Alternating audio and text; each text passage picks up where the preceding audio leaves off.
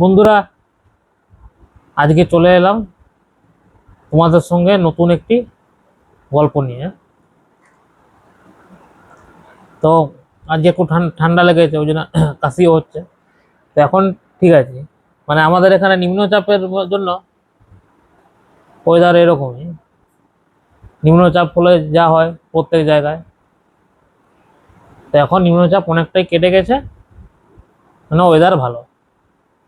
মানে ব্যাপারটা কেমন জানো তো, অতিরিক্ত কোনো কিছু ভালো নয়। অতিরিক্ত শীত করলে মনে হয় শীত চলে গেলে ভালো হয়, অতিরিক্ত গরম পড়লে মনে হয় শীতকালটাই ভালো ছিল। আবার যখন আমরা বলি যে একটু বৃষ্টি হোক, তখন এমন বৃষ্টি দেয়, তখন আমরা বলি একটু রোদ দিলে ভালো হয়। মানে অতিরিক্তই কোনোটা ভালো নয়। তো চলো আজকের গল্প শুরু করা যাক। রাজীব কলকাতাতে মানুষ, শহুরে ছেলে। ও ছোট থেকেই স্বপ্ন ছিল শিক্ষক হওয়ার। আর ওর প্রিয় সাবজেক্ট ছিল ম্যাথ, মানে পুরো সায়েন্স গ্রুপটাই বলতে গেলে, কিন্তু অঙ্কের প্রতি একটা আলাদা টান। আর অঙ্কে ও খুব এক্সপার্ট ছিল, মানে অঙ্কের জাহাজ ছিল বলতে গেলে। অঙ্ক কষে কষে ওর এমন প্র্যাকটিস হয়ে গেছে অঙ্কের প্রতি, যে অঙ্ক ছাড়াও থাকতে পারে না। অন্য সাবজেক্টগুলো গুলিকেও ও প্রাধান্য দিয়ে, কিন্তু অঙ্ক একটা আলাদা জায়গা করে নিয়েছে। তো ওর ইচ্ছা ছিল অঙ্কের টিচার হওয়ার, আর সব হলো। কিন্তু ছোট থেকে ওর যা স্বপ্ন ছিল ও সেটা পূরণ করলো। তো রাজীব শহুরে ছেলে হলো, ও কিন্তু সব জায়গায় মানিয়ে নিতে পারতো। মানে অনেকে আছে না যে সব জায়গায় মানিয়ে নিতে পারে, কিছু কিছু মত আছে সব জায়গায় মানিয়ে নিতে পারে না, কিন্তু রাজীব হচ্ছে অন্যরকম। ও সব জায়গায়, মানে যেখানে যেরকম সেখানে ঠিক মানিয়ে দেয়। মানে জেসা দেশ বেসা ভেস বলতে গেলে। তো রাজীবের চাকরি হলো শিমুলবেড়িয়া নামক একটি গ্রামের স্কুলে। তো কলকাতা থেকে তো অনেকটাই দূর ওই গ্রামটি, আর খুব কমই শিমুলবেড়িয়া গ্রামের নামে জানে। আর এই গল্পটি হচ্ছে 2001 সাল অনুযায়ী, 2001 সাল। 2001 সাল মানে বুঝতেই পারছো, তখন সবাইকার হাতে কিপ্যাড ফোন, তাও খুব কম লোকের হাতে। তখন ল্যান্ডফোনও বোধ হয় নতুন নতুন আসছে লোকের ঘরে, মানুষের ঘরে। মানে ফোনের ব্যবস্থা ছিল না বলতে গেলে। তখন মানুষ চিঠি ফিটি দিয়ে যোগাযোগ করতো। তো রাজীব আর বন্ধু রমেশকে বললো যে শিমুলবেড়িয়া গ্রামটা জানিস কি? বললো হ্যাঁ, ওখানে তো আমার মাসির বাড়ি। তো রমেশ, তো রাজীব শুনেই তো মানে আনন্দ বললো যে যাক, একজনকার বন্ধুর পরিচিত তো হলো। তো বললো যে ওই স্কুলে আমার টিচারই হয়েছে, ওই স্কুলে পোস্টিং হয়েছে আমার বলতে গেলে। তখন রমেশ বললো বাহ, খুব সুন্দর, দারুণ ব্যাপার তো, গ্রামটা খুব সুন্দর, যা ওখানে থাকলেও ভালো লাগবে। তো বললো যে সে তো ঠিক আছে, কিন্তু ওখানে থাকার ব্যবস্থা আছে কোনো? তো তখন রমেশ বললো ঠিক আছে, দাঁড়া আমি গিয়ে একবার বলে আসছি। ওদের গ্রামে ফোন আছে, কিন্তু অনেকটা মানে গ্রামের ভিতরে যেতে হবে, তাদের বাড়িতে ফোন আছে। তো তার থেকে বরং গ্রামে অনেকদিন ঘুরেও আসা হয়নি, তাই এবার গিয়ে এসে তোকে সব কিছু বলে দেবো। তো দুদিন পর রমেশ রাজীবের সাথে দেখা করে, বললো যে ঠিক আছে, কোনো অসুবিধা নেই। স্কুলের পাশেই একটি বাড়ি আছে, নিচতলা পুরো ফাঁকা। উপরে পোতালা রতনদা থাকে আর কি। রতনদা বিয়ে থা করেনি, তো নিচটা পুরো ফাঁকা। তো বললাম যে আমার একটি বন্ধু এখানে চাকরি পেয়েছে টিচারই, তো তোমার ঘর ফাঁকা আছে, তুমি ভাড়া দেবে? বললো হ্যাঁ হ্যাঁ, তোমার বন্ধু যখন, তো কোনো অসুবিধা নেই, ঠিক আছে তুমি উনি আসুক, উনি এলে ঘর পছন্দ হয়ে যায়। তো রাজীব শিমুলবেড়িয়া গিয়ে ঠিকানা অনুযায়ী ও গেল। স্কুলটিও খুব সুন্দর দেখলো, আর স্কুল থেকে মোটামুটি একটু দূরেই বাড়িটা ওই ভদ্রলোকের। তো ঘর দেখেই প্রথমে পছন্দ হলো, বললো যে ভাড়াটা বলুন। তাহলে তো ভাড়াটা সব ঠিক হয়ে গেল, পরিচিত যেহেতু ছিল, তাই তো বললো ঠিক আছে, চিন্তা নেই, সে আমি ঠিক করে দেবো।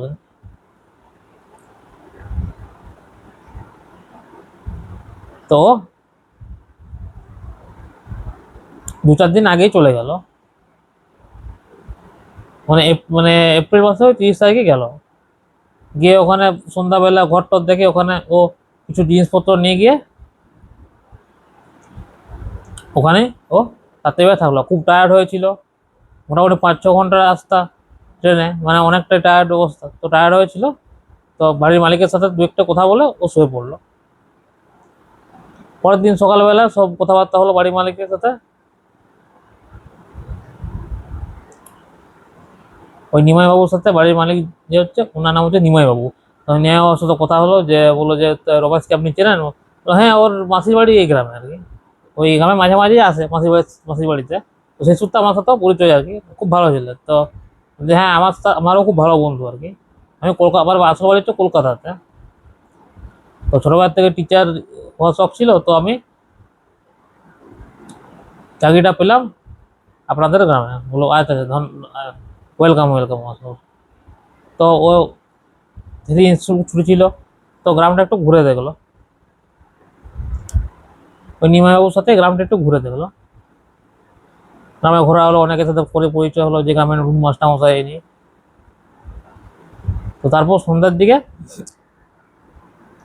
মোড়ের দিকে গেল চা খেতে খেতে।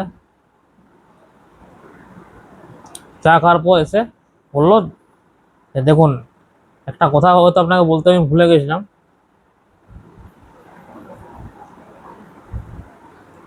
দেখুন স্যার, আপনি শিক্ষক আমি জানি, আপনি হয়তো অনেক কিছু অতি প্রাকৃতিক ব্যাপারে বা সুপার ন্যাচারাল ব্যাপারে আপনি হয়তো বিশ্বাস করবেন না আমার কথা। তো তবুও আপনাকে আমি সাবধান করে রাখি, বলে রাখি, যদি স্কুল থেকে কোনো লাইট ঝোলা নেওয়া বা কোনো যদি কোনো রকম আওয়াজ আসে, আপনি কিন্তু ওইদিকে যাবেন না। মানে মানে স্কুলটা দেখা যাচ্ছে একবারে, স্কুল থেকে একটু দূরেই ওই বাড়িটা ওদের, নিমাই বাবুর। তো উনি সব ব্যাপারটা জানেন। তো বললো যে অনেক কিছু দেখতে পাবেন, লাইট জ্বলছে কখনো বা বিভিন্ন রকম আওয়াজ আসছে, তো আপনি কিন্তু ভুলেও কিন্তু ওইদিকে তাকাবেন না বা যাবেন না ভুলেও।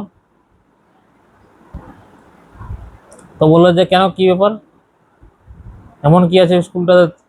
তারপর টিচার মানে ভূত পেতে বিশ্বাসও ছিল না, ও ছোট থেকে যদিও বা ছিল না রাজীবের।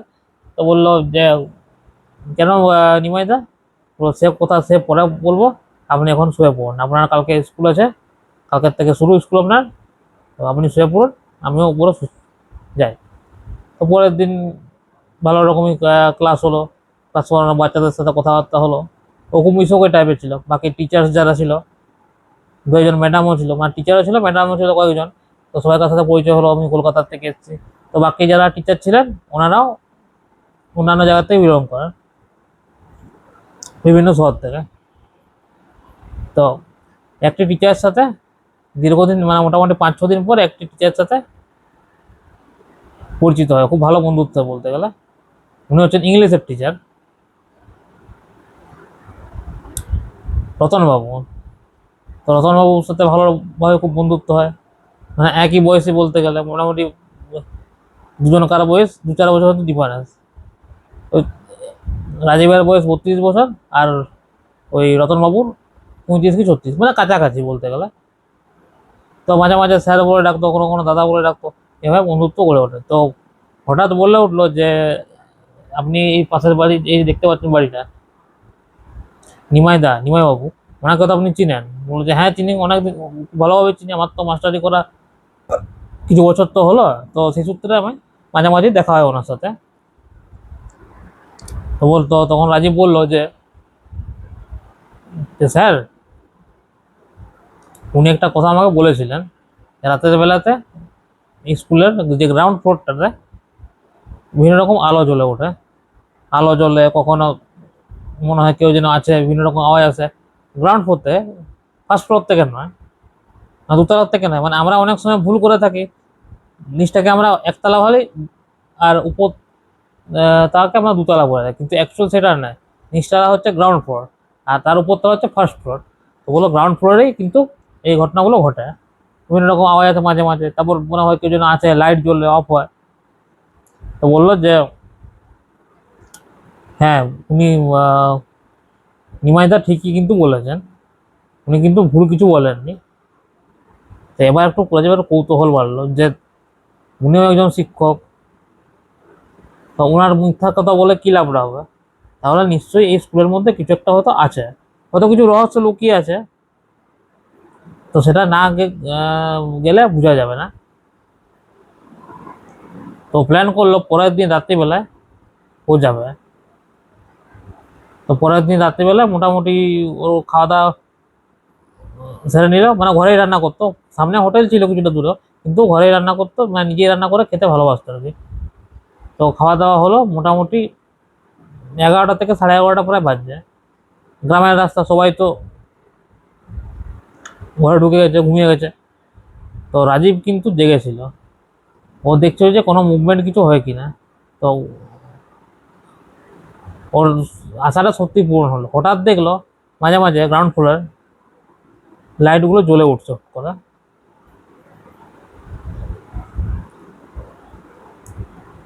মানে ক্লাস 5-এর যে রুমটা, ওটাতে মাঝে মাঝে জ্বলে উঠছে, মানে ক্লাস 5-এর এ সেকশন ওটা।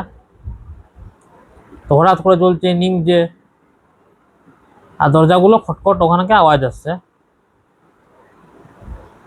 মানে কাছেই, তাই শোনা যাচ্ছে। তো রাজীব এক কাজ করলো কি, টর্চ নিয়ে ও বেরিয়ে গেল। আগেকার দিনের মোটা টর্চ, বুঝতে পারছো। তো টর্চ নিয়েও বেরিয়ে পড়লো রাজীব। সামনে বেশি দূর যেতে হয়নি, কাছেই তো স্কুলটা। তো ও হঠাৎ করে পাঁচিল ডিঙে ঢোকার চেষ্টা করলো। পাঁচিলটা খুব উঁচু ছিল না, আর রাজীব কিন্তু লম্বা ছিল, মোটামুটি 6 ফুটের মতো লম্বা ছিল। তো গরম করে পাঁচিলটা ডিগলো, নেওয়ার পর ও আস্তে আস্তে এগোতে শুরু করলো, টর্চ লাইটটা অফ করে। আস্তে আস্তে পা সাবধানে পা ফেলতে ফেলতে শুরু করলো। দিয়ে ও আস্তে আস্তে ওই ক্লাস 5-এর এ সেকশনের রুমটিতে গেল। রুমটি খোলার পর, মানে ও তালা ভেঙে ঢুকলো আর কি। যদিও একটা যদিও এটা বেআইনি কাজ যে স্কুলে হঠাৎ তালা ভেঙে ঢোকা হলো কেন, কিন্তু ও দেখার চেষ্টা করলো যে বাস্তবে কিছু আছে কিনা স্কুলের মধ্যে, ক্লাস 5-এর এ সেকশনটাতে।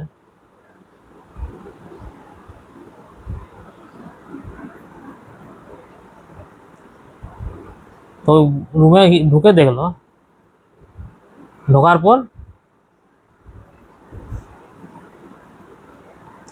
দেখলো সবসময় লাইট অফ, নেভা জ্বালা করছে, আর রুমের মধ্যে কেউ যেন আছে মনে হচ্ছে।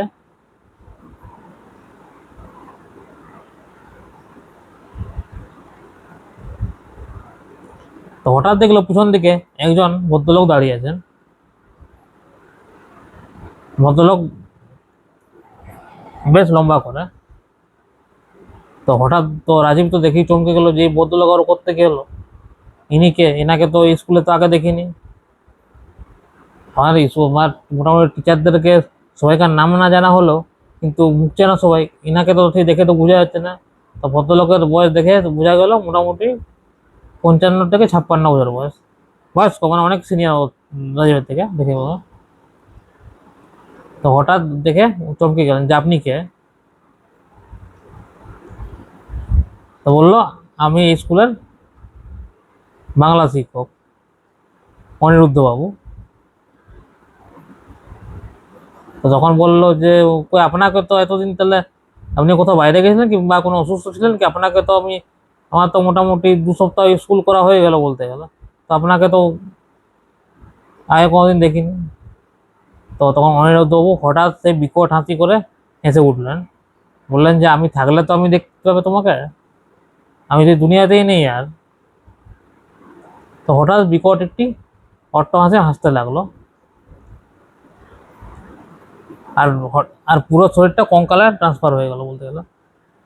তো সেই কঙ্কালটি হাসতে শুরু করলো। সেই দেখে তো রাজীব প্রচন্ড ভয় পেয়ে যায়। ওর পা যেন মানে কেউ ধরে রেখেছে, বা ধরে রাখেনি, কিন্তু মনে হচ্ছে কেউ যেন পা ধরে রেখেছে, মানে ও কি করবো খুঁজে পাচ্ছিল না। তো সঙ্গে সঙ্গে মনের জোরে ও সঙ্গে সঙ্গে রুমটার থেকে বেরিয়ে পাঁচিল দিকে সোজা নিজের ঘর।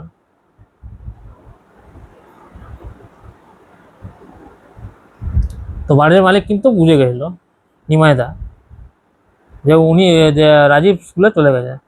তো এসে তো রাজীব ভয়ে ঘামছে। তো তখন নিমাইদা বললো যে আপনাকে স্যার, আপনাকে বারবার আপনাকে বারণ করেছিলাম, যাবেন না যাবেন, আপনি কেন গেছিলেন ওখানে, কি দরকার ছিল যাবার?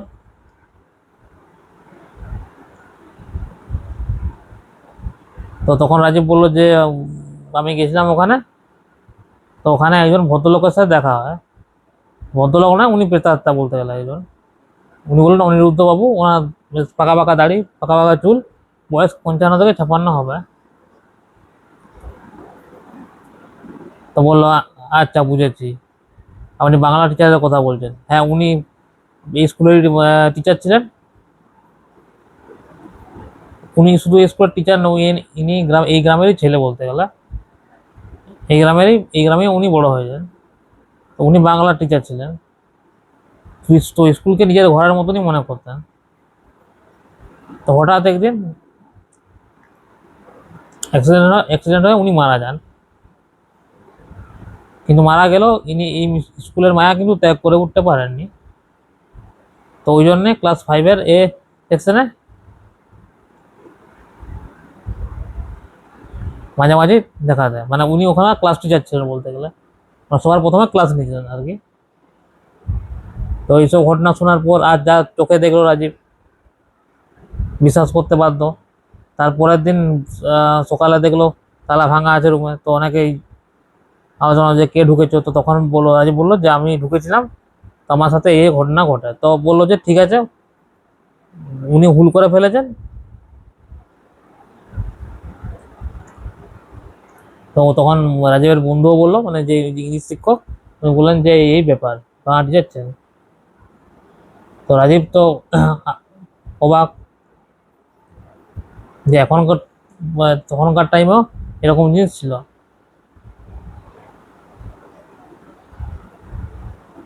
তো মাঝামাঝি রাজীব যতদিন ছিল ওখানেই ভাড়া নিয়েছিল। ও কিন্তু মাঝে মাঝে ওই রুমটার থেকে আওয়াজ আসতো, কিন্তু ওর ওটা অভ্যাস হয়ে গেছিল। ও বুঝে গেছিল যে ওখানে অনিরুদ্ধ বাবুই আছেন। সকালবেলা কিছু হতো না, সকালবেলা সবাই স্কুলে ছেলেরা আসতো, কিন্তু রাতের বেলা ওই ক্লাস 5-এর এই সেকশনে ওই জিনিসটা হতো, কিন্তু দেখে দেখে অভ্যাস হয়ে গেছিল। তো তারপর থেকে আর রাজীব ভয় পায়নি, ভালোভাবেই তার টিচারি লাইফ কাটে।